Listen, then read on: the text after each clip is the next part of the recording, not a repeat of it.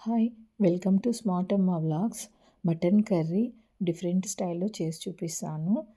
ఇది ఆల్మోస్ట్ కామన్‌గా కాకుండా డిఫరెంట్ టేస్ట్ అయితే ఉంటుంది.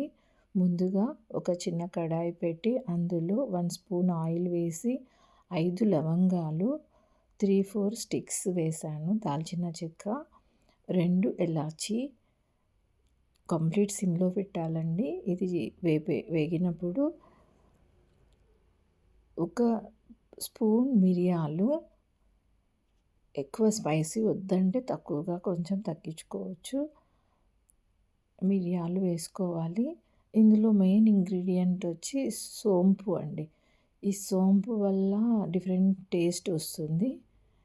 ఇది 1 స్పూన్ సోంపు వేశాను. 1 స్పూన్ జీలకర్ర,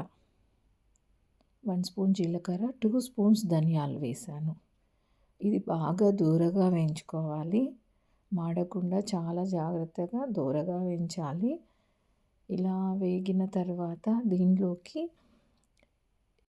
ఇది బాగా దూరగా వేగిన తరువాతనే మనము దీనిలోకి గసగసాలు యాడ్ చేయాలి. 2 స్పూన్స్ అండి ఇవి గసగసాలు. పాపీ సీడ్స్ అంటారండి.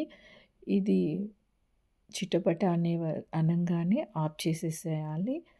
తర్వాత దీంట్లోకి ముందుగా నానబెట్టుకున్న ఎండుమిర్చి ఒక 10 మినిట్స్ చాలండి.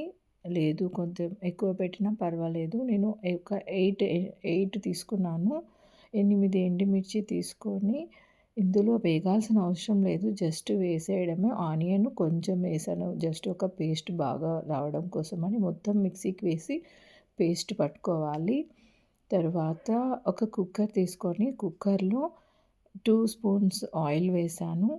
3 ఆనియన్స్ వేసాను. కరివేపాకు.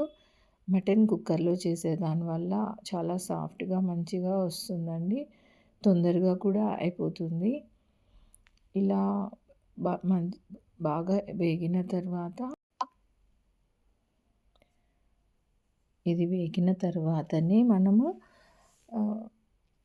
అల్లం ఉల్లిపాయ పేస్ట్ వేసుకోవాలండి. 2 స్పూన్స్ వేస్తున్నాను. ఎందుకంటే నేను ఇది 1 కేజీ మటన్ చేస్తున్నాను. అందుకని 2 టేబుల్ స్పూన్స్ అల్లం ఉల్లిపాయ పేస్ట్ వేశాను. అల్లం ఉల్లిపాయ పేస్ట్ బాగా వేగిన తర్వాత ఈ స్మెల్ వెళ్ళిపోవాలండి. అప్పుడు వేగిన తర్వాత 2 టమోటాస్ సన్నగా కట్ చేసి వేశాను. పచ్చి వాసన పోయే వరకు వేపాలి. ఈ టమాటా మగ్గిన తర్వాత పసుపు 2 స్పూన్స్ యాడ్ చేస్తున్నాను.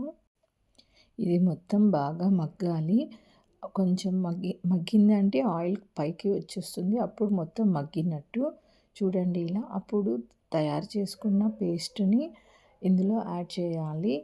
ఈ పేస్ట్ వేసి మొత్తం బాగా కలపాలి. ఈ పేస్ట్ కూడా కొంచెం వేగినాక ఆయిల్ పైకి వస్తుంది.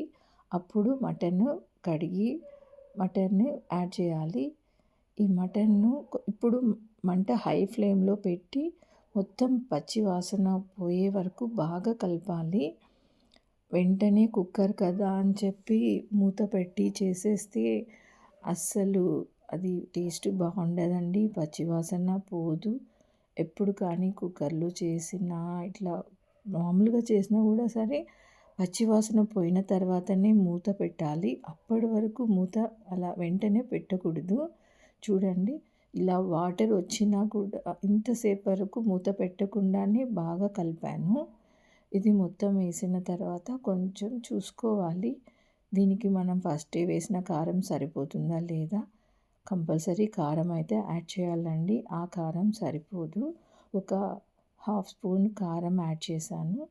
ఈ కారం యాడ్ చేసి చూడండి ఇలా బాగా కలిపాను. నేనైతే వాటర్ ఏమీ వేయలేదు. లాస్ట్లో కొంచెం మిక్సీలో వాటర్ వేసి కడిగి అందులో వేశాను. ఒక హాఫ్ స్పూన్ అయితే కారం సరిపోతుందండి. ఎందుకంటే ఆల్రెడీ మసాలాలు వేసాము, ఎండుమిర్చి పేస్ట్ కూడా వేసాము కాబట్టి కొంచెం అయిపోతుంది. ధనియాల పొడి కూడా ఒక 1 స్పూనే వేసాను. ఆల్రెడీ మనం ధనియాలు వేసాము.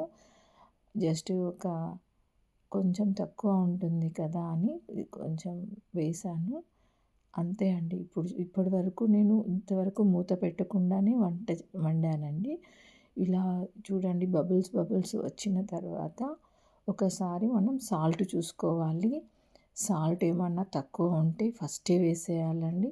ఇప్పుడు దానివల్ల మంచిగా పట్టుకుంటుంది. ఇంతవరకు మనం సాల్ట్ వేయలేదు కర్రీలో. మటన్ ఎప్పుడు కూడా లాస్ట్‌లోనే మొత్తం కలిపినాక సాల్ట్ వేయాలండి. సాల్ట్ చూసుకొని వేసేసినాక కుక్కర్ విజిల్ నేను 3 విజిల్స్ పెట్టానండి.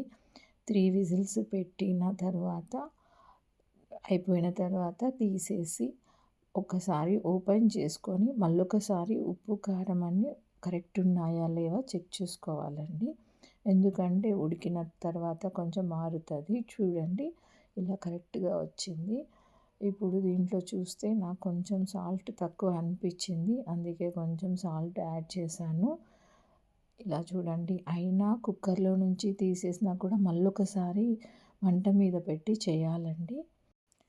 తప్పకుండా ఒకసారి ట్రై చేసి చూడండి. Thank you for watching.